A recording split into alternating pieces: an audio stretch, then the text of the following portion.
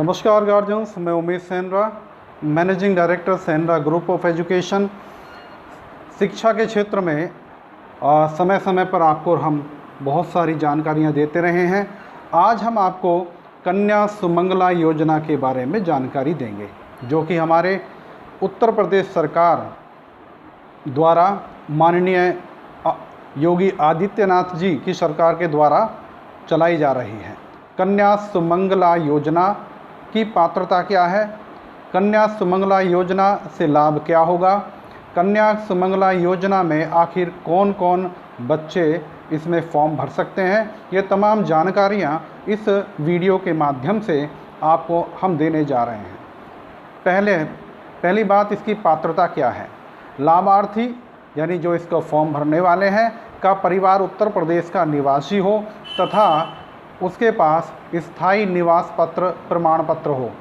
स्थायी निवास प्रमाण पत्र उसके पास होना चाहिए, जिसमें राशन कार्ड, आधार कार्ड, वोटर पहचान पत्र, विद्युत या टेलीफोन का बिल भी मान्य होता है।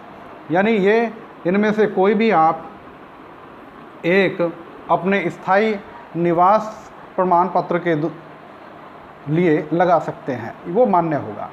दूसरा, लाभार्थी की पारिवारिक वार्षिक आय अधिकतम रुपये 3 लाख ईयरली हो, यानी वार्षिक आय जो है वो 3 लाख से ज़्यादा ना हो। अगर ज़्यादा है तो वो परिवार इसका लाभ नहीं उठा पाएगा। तीसरी जो इसका जो लिमिटेशन है वो किसी परिवार की अधिकतम 2 ही बच्चियों को योजना का लाभ मिल सकेगा, यानी किसी परिवार में केवल 2 ही बच्चियों को इसका लाभ मिल सकेगा। 2 से ज़्यादा लड़कियों को एक ही परिवार के ये लाभ नहीं ले सकते। परिवार में अधिकतर 2 बच्चे हों। दूसरी कंडीशन है कि 2 ही बच्चे होने चाहिए, यानी उस परिवार में एक लड़का एक लड़की हो सकते हैं या दोनों लड़कियां भी हो सकती हैं। 2 से ज़्यादा उस परिवार में बच्चे ना हों। किसी महिला को द्वितीय प्रसव से जुड़वा बच्चा होने पर तीसरी संतान के रूप में लड़की हो को भी लाभ अनुमन्य होगा।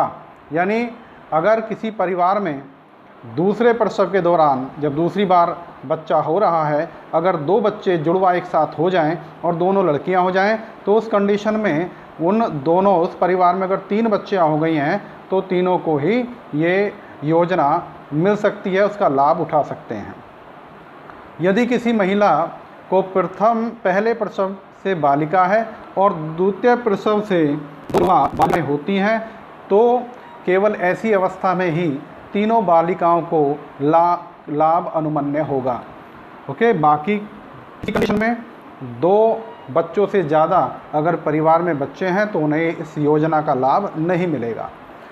नेक्स्ट लिमिटेशन नंबर 6, यदि किसी परिवार ने अनाथ बालिका को गोद लिया है तो परिवार की जैविक संतानों तथा विधिक रूप से गोद ली गई संतानों को सम्मिलित करते हुए अधिकतम 2 बालिकाएं इस योजना की लाभार्थी होंगी। अगर किसी परिवार ने कोई बच्चा गोद लिया हुआ है, लड़की गोद ली हुई है और उस परिवार में 3 लड़कियां हो गई हैं, पहले भी 2 थी, एक और गोद ले ली, तो इस कंडीशन में भी केवल 2 ही लड़कियों को, बालिकाओं को इसका लाभ होगा। इस योजना में फॉर्म भरने के लिए आवश्यक डॉक्यूमेंट्स क्या हैं, ये भी हमें पता होना चाहिए। बालिका का आवेदक के साथ संयुक्त फ़ोटो होना चाहिए। एक फ़ोटो संयुक्त होगा। अगर बालिका का आवेदक उनके पिता हैं तो पिता के साथ होगा, माता हैं तो माता के साथ दोनों का एक साथ एक फ़ोटो होगा। संयुक्त फ़ोटो एक लगेगा। बालिका के नवीनतम फ़ोटो 2 फ़ोटो बालिका के चाहिएंगे। बैंक खाते की पासबुक की छायाप्रति यानी जीरोक्स चाहिएगी, फ़ोटो स्टेट एक चाहिएगी। आधार कार्ड जो चाहिएंगे वो माता, पिता व बालिका यानी तीनों की एक फ़ोटो स्टेट आधार कार्ड की चाहिएगी। निर्धारित प्रारूप पर शपथ पत्र जमा करना है। एक प्रारूप आपको मिलेगा, चाहे तो आप संस्था से ले लें या फिर आप नेट से भी डाउनलोड कर सकते हैं उस प्रारूप को। विधिक रूप से गोदने पर अगर आपने कोई बच्चा गोद लिया है और उसको इस योजना का लाभ दिलाना चाहते हैं तो उस कंडीशन में आपको विधिक रूप से गोद लिया हुआ जो प्रमाण पत्र है उसकी भी फ़ोटो स्टेट लगानी होगी, देनी होगी। यदि माता पिता दोनों की मृत्यु हो गई है तो उस कंडीशन में मृत्यु प्रमाण पत्र माता और पिता दोनों का ही लगेगा। जन्म प्रमाण पत्र की छायाप्रति बच्चे के जन्म बर्थ सर्टिफिकेट की भी एक जीरोक्स लगेगी। आप देखते हैं कि आखिर ये योजना ये कितनी श्रेणियों में विभाजित है और कब कब इस योजना का लाभ हमें मिलता है। मुख्यमंत्री कन्या सुमंगला योजना 6 श्रेणियों में निम्नवत लागू की जाएगी। 6 श्रेणियाँ इसमें बनाई गई हैं। प्रथम श्रेणी क्या है? जब बच्चे का जन्म होता है उस समय इस योजना का लाभ लिया जा सकता है। नवजात बालिकाओं जिनका जन्म 1 अप्रैल, अब तो 2021 चल रहा है तो मैं 21 की बात करूंगा, जिनका जन्म 1 अप्रैल 2021 या उसके पश्चात हुआ हो, ठीक है। अब क्योंकि जो चलने वाला वर्ष है 2021 है और ये डॉक्यूमेंट जब इस पर नेट पर आया हुआ तो 2019 का होगा, तो फिलहाल हम 2021 की बात करते हैं। 2021 1 अप्रैल 2021, क्योंकि अब 2021 वर्ष चल रहा है, 22 में मैं 22 की बात करूंगा, उसको उस कंडीशन में रुपये 2000 एक मुफ्त धनराशि से लाभान्वित किया जाएगा उस बालिका को। दूसरा है, द्वितीय श्रेणी क्या बनाई है?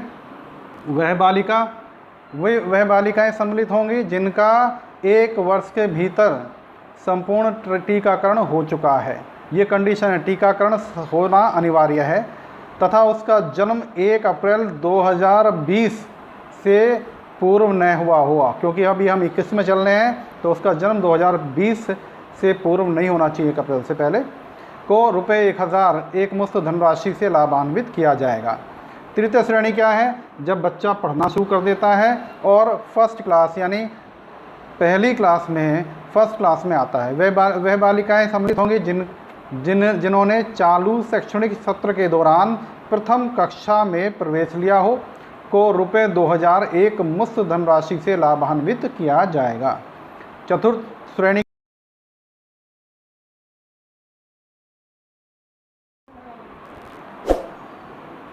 श्रेणी वह बालिकाएं सम्मिलित होंगी जिन्होंने चालू शैक्षणिक सत्र के दौरान 6ठी कक्षा में प्रवेश लिया हो, को रुपये 2000 एक मुफ्त धनराशि से लाभान्वित किया जाएगा। इसके बाद पंचम श्रेणी वह बालिकाएं सम्मिलित होंगी जिन्होंने चालू शैक्षणिक सत्र के दौरान 9वीं कक्षा में प्रवेश लिया हो, उनको रुपये 3000 एक मुफ्त धनराशि से लाभान्वित किया जाएगा। षष्ठम श्रेणी में यानी 6ठी श्रेणी कौन सी होगी? वह सभी बालिकाएं सम्मिलित होंगी जिन्होंने 10वीं या 12वीं कक्षा उत्तीर्ण करके चालू शैक्षणिक सत्र के दौरान स्नातक डिग्री या कम से कम 2 वर्षीय डिप्लोमा में प्रवेश लिया हो, उनको रुपये 5000 एक मुफ्त राशि से लाभान्वित किया जाएगा। तो ये थी हमारी माननीय मुख्यमंत्री जी द्वारा संचालित कन्या सुमंगला योजना की जानकारी। इसमें हमने देखा कि पात्रता क्या है, क्या क्या डॉक्यूमेंट्स हमें चाहिएंगे और किन किन बालिकाओं को लाभान्वित कब कब हो सकता है। इसी जानकारी के साथ मैं उमेश सेनरा आपसे विदाई लेता हूँ। नमस्कार।